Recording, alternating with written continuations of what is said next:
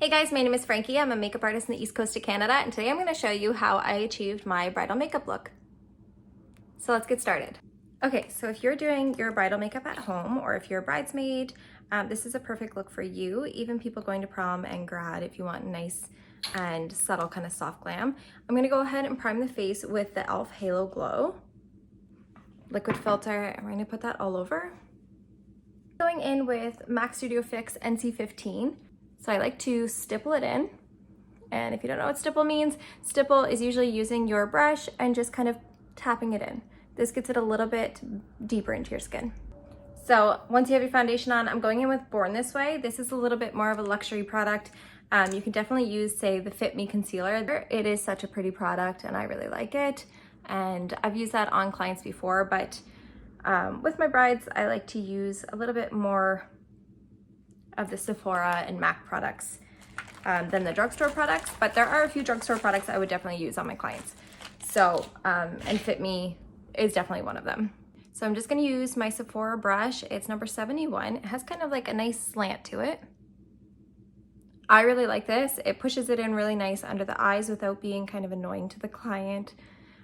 So if you're putting on your concealer, you want this to have a little bit more coverage if you have darker circles.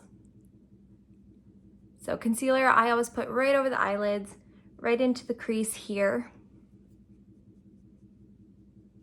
That's usually where it'll shadow if you're kind of a purpley tone here. So definitely push that in there, and a little bit around the nose if you get rosy or red. And see how it just seamlessly blends it right in. This is a really nice brush. So I always put a little bit of concealer where I want my face to be highlighted. So I find right here, I want it to be highlighted, and a little bit on the chin, and then just blend it in. It also gives you that extra layer of coverage. So if you're sweating, say you're rubbing it a little bit, there's that little extra coverage that's just gonna stick to you, so your makeup lasts a little bit longer. When it comes to your eyes, we're gonna use a fluffy brush. You can use one that's a little bit smaller than that if you'd like. And we're gonna go with a really neutral shade here that's kind of matching your skin tone. So I'm gonna make sure there's no creases from the concealer on my eyelids or primer, and I'm gonna go ahead and set that. Just tap it in nicely. This is going to make sure that you don't get any creasing, because if you go ahead and put eyeshadow on when your eyelid is wet, it's gonna be patchy, it's gonna crease throughout the day. You're gonna close your eyes and look down, you're gonna have little lines of your shimmer or whatever you put on. So we wanna prevent that and just kind of easily set this. It's one step that is so easy, and if it's missed, it's so easy to see that it's been missed. So now I'm gonna go ahead and take a really light shade of brown. I'm gonna tap it off so there's no extra. Then we're gonna go ahead and apply it from the outer corner just lightly and blend it all over your lid. And I always like to do one side, then the other side. This way you can kind of tell where you're at with both, and make sure that you're not adding a crazy amount more of product on one eye than the other. So with a fluffy brush, it's okay to kind of push it up into your eyebrow a little bit, and very light pressure. We're not smudging it on like that, we're just really lightly buffing it in. So I'm gonna do a little bit of a liner with a brown eyeshadow. So all you need is an angled or a flat brush like this. Take some darker powder on top. You can use black, but be very cautious with that. Once the black is on, it is very hard to remove. Okay, so we're gonna tap it into your lash line.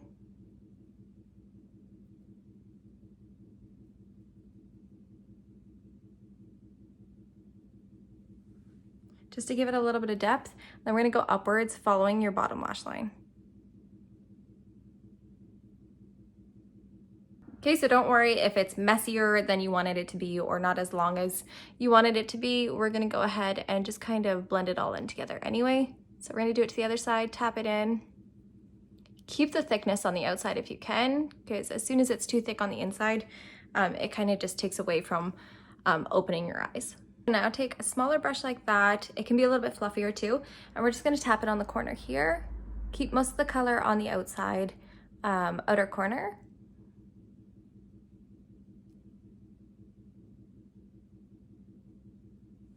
Want that darkness to go way over in here. We're kind of keeping it towards the outer corner. So now I have a little bit of a hooded eye. If you have a hooded eye, you're gonna wanna bring it up around here on the top of your eyelid so you can still see it. A little blending brush like that.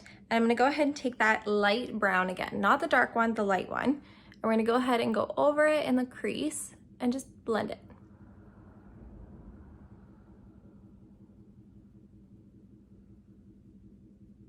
Very, very light-handed.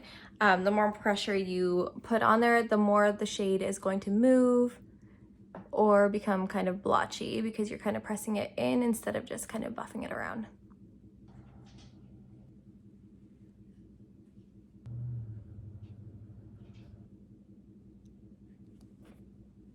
And then I'm gonna go ahead and put the primer from Essence and then my waterproof mascara on. Go underneath with a little bit of a mixture of the darker and lighter. We're gonna start in the outer corner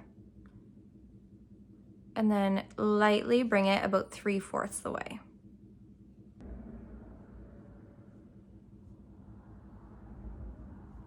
So now we're gonna go back and take the fluffy brush and we're gonna take the light shade of the brown again and we're gonna go all over it. Now you don't have to do this step, but I like to add a little bit of concealer on the inside because I find it makes it hold it a little bit longer. We're gonna use our brush and then we're gonna tap it in with our finger. I'm just taking the shimmer, it's kind of the champagne-y one from the Mini James Charles palette from Morphe. So I'm just gonna put that right in the inner crease.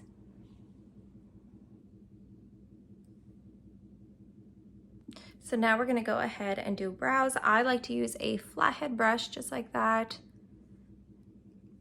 and make a little line underneath. And then we're gonna just kind of push it up.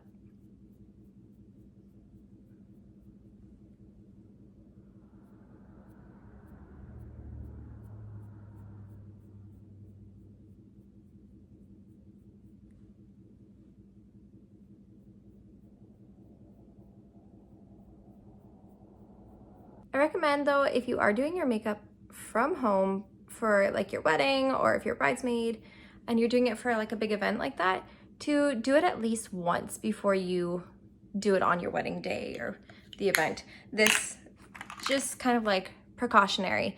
So I'm going to use cream products, but if you don't use cream products, now would be the time to make sure there's no creases under your eyes, that your foundation is on flawlessly, and you can go ahead and set your face with your powder if you'd like, and then we're gonna get into powders after that. But with cream, you don't want to normally put that on after you set your face. So with your contour, you're gonna use a cool brown. I'm just gonna put it on, you feel out your top of your cheekbone there and just put it on like a smiley line. You're gonna put a little bit here above. Now keep in mind, everyone's face is a little bit different and you're not necessarily gonna put the same exact moment of contour on your face, but this is where I put mine, and I always put a little bit of a warmer contour on the top of my forehead and my nose. I like this because it kind of replicates what like the sun would do for your face.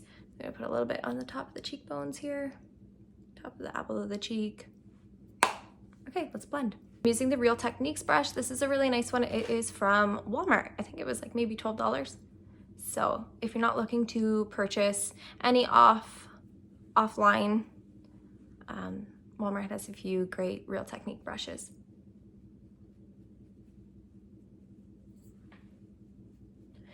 Just remember when you're blending in your contour and your cream stuff to always kind of move it towards your hairline.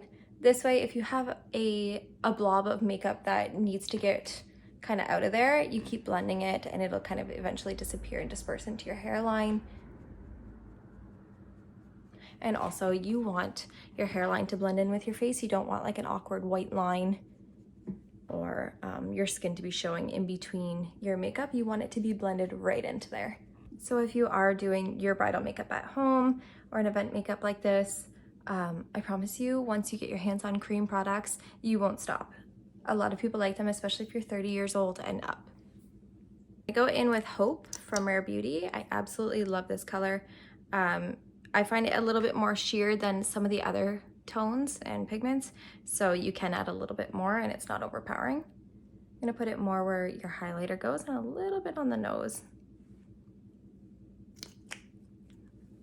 We're gonna go ahead and blend it in. I'm gonna use a brush because this one does disappear a little bit more with a beauty blender. I think this is just such a pretty and subtle color for any bride or any day. So right now you can go ahead and set it all with your setting powder. I'm gonna go ahead and use the Huda Beauty Pound Cake, and I'm going to set under my eyes. And then I'm gonna go ahead and set my face with the Laura Mercier powder all over.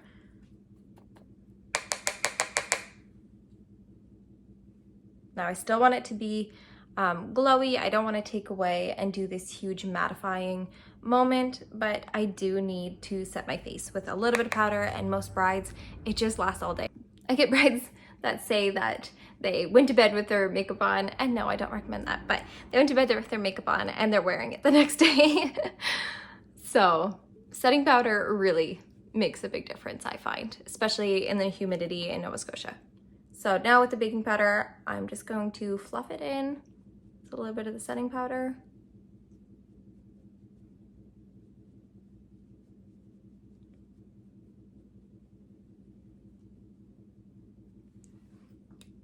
Okay, so now we're gonna go over it with some highlighter. I'm gonna use the Double Gleam from MAC. This is my favorite for a very natural kind of highlighter. I don't want anything crazy unless it's requested. Some people just want a very subtle kind of highlight on their cheek. So tap it on, and then we're gonna take my brush.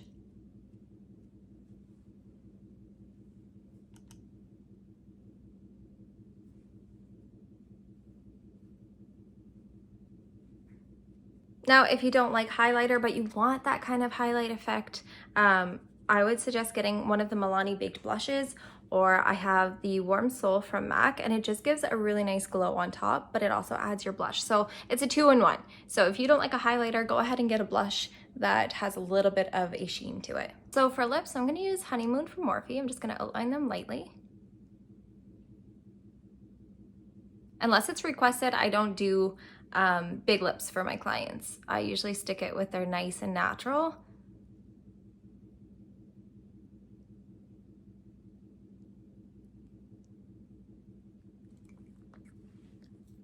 And then we're just gonna go ahead and add the vinyl lip. This is in the shade Cheeky. I highly suggest, if you're getting married, to try out the liquid vinyl ink lips from Maybelline. They are a 10 out of 10 for me. I need to try out a lot more shades, but they definitely are smudge proof. So if you're kissing and eating and everything, they're great. So definitely try those out. I'm definitely a gloss fan, so I'm gonna go ahead and add a gloss to mine. When it comes to you do your personal choice, and all of my brides, I ask if they prefer more of a gloss or more of like a mattifying lipstick. What do you want? Do you want a color? Do you not want a color? So that's completely up to you. I'm still so new at this, but thank you guys for watching my video, and don't forget to subscribe.